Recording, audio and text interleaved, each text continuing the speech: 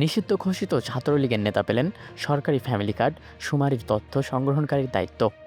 চরম বিতর্কের মুখে সোনাগাজী উপজেলার প্রশাসন।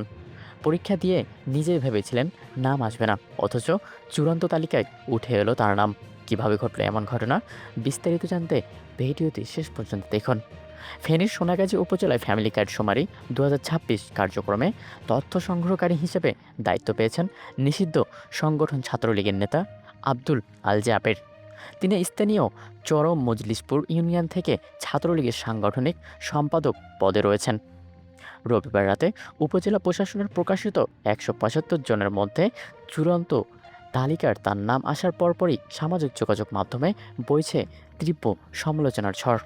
শত শত আবেদনকারীর মধ্য থেকে এমন একজন রাজনৈতিক পদধারীকে সরকারি স্পর্শকাতর কাজে সুযোগ দেওয়ায় ক্ষোভ প্রকাশ করছেন স্থানীয় রাজনৈতিক নেতাবৃন্দগণ।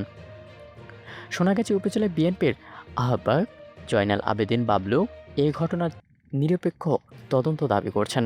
বিষয়টি নিয়ে সোনাগাজী উপজেলার নির্বাহী অফিসার মারজান হোসেন জানান, তালিকা প্রকাশের পর 2 জনের বিরুদ্ধে মৌখিক অভিযোগ পাওয়া গেছে।